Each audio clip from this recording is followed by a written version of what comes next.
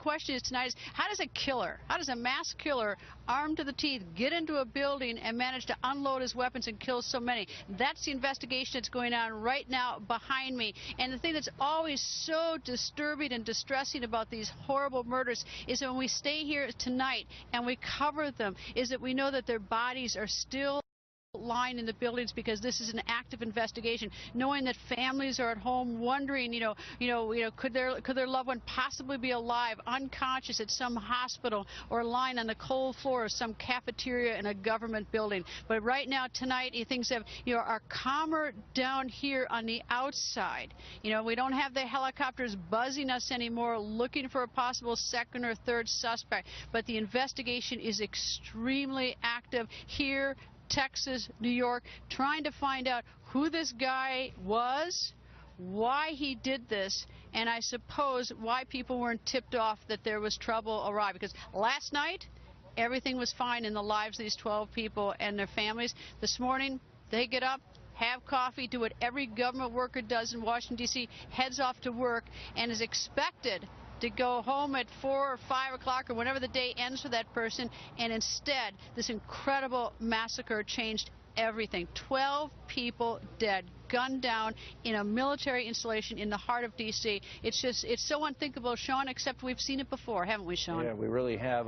Do we know any more, Greta, about Aaron Alexis? We know that he had the shooting incident in Texas with a neighbor where he fired a gun into the ceiling, went into the neighbor's apartment. We know he was in the Navy. Anything else we know about him? Well, we know he didn't have much of a security check. At least we don't. At least that he didn't. He was able to access a military building, so he didn't have much of a security check.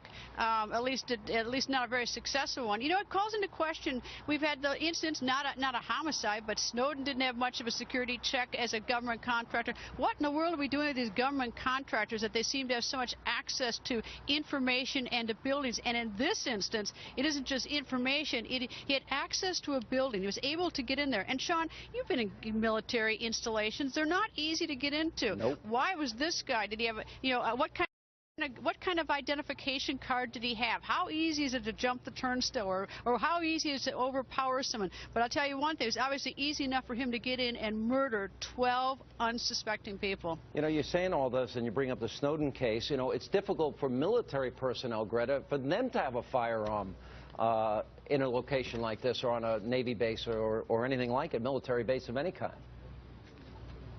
Sean, every military base I've been on, I have felt so safe. I feel in Washington, D.C., I'll tell you, some of the streets are dangerous. Lots of times you don't feel safe. I've never felt unsafe in a military installation, whether here at this one or any place else in the country or the world I've traveled. I've even been in Kabul in the military base there, and I didn't feel unsafe. But imagine what all those, the soldiers and sailors and the members of the military who go to these bases every single day. They have felt safe. They've had their colleagues, and then tonight everything gets shaken, or today. I mean, everything gets shaken. Someone can penetrate it so easily and just kill, open fire. I mean, people, firing down at people in a cafeteria, just shooting them. People running for their lives. People heading for desks. Shots being fired into the walls. Not knowing what's going on. Is that just a desk falling, or is someone shooting?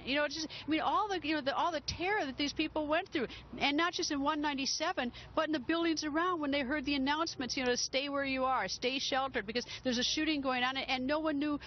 Am I going to be the next one? Is my office going to be the next one to be penetrated? Where's the killer? Is he next door, coming to our floor? That's the terror. And of course, it's even worse for 12 people and their families.